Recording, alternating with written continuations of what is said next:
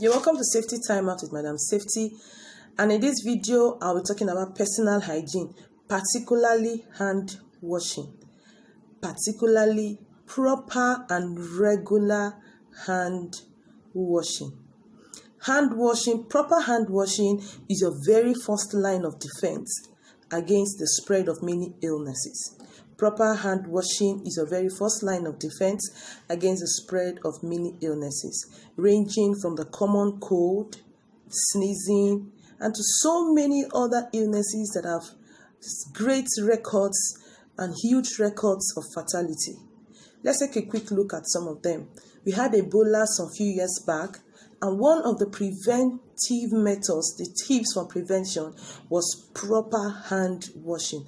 And I'm very sure a good number of people were regularly washing their hands, were careful of how they touch people, they shake hands and all of that. And then Ebola is gone and everybody has gone back to their normal selves.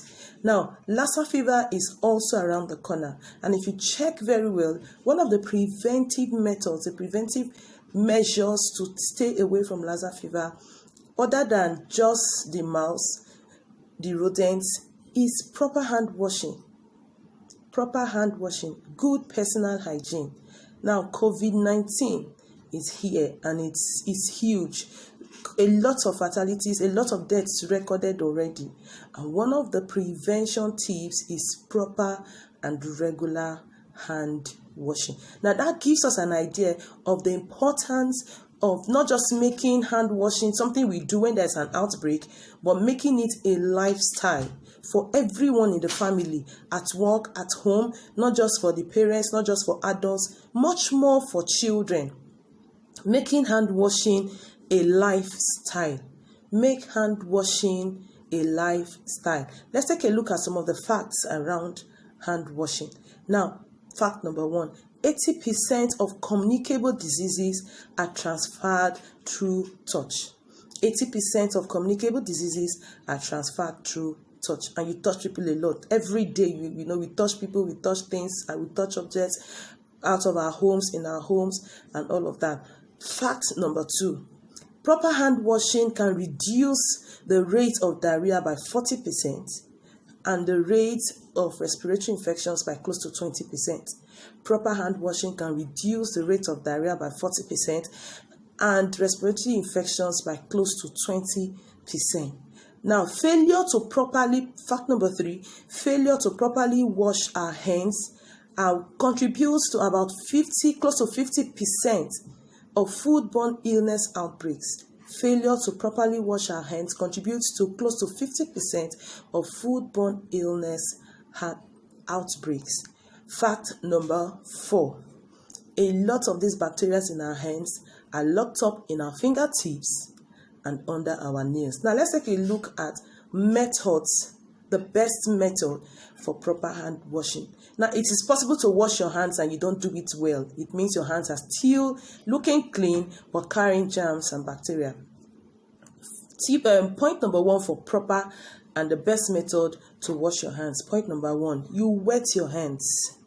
It's wrong to apply the soap first. You wet your hands, preferably with running water. If you can't find a tap and there's no tap around, you can get a bowl and someone pours the water over your hands. It's as good as a flowing water. You wet your hands, and then point number 2, you apply soap. After you wet your hands, you apply soap. Now, preferably the liquid soap.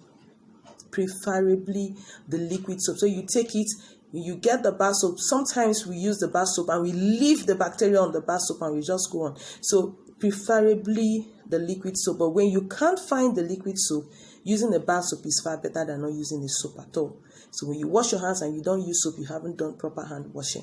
So when you apply the soap, you scrub and wash your hands for 20 seconds.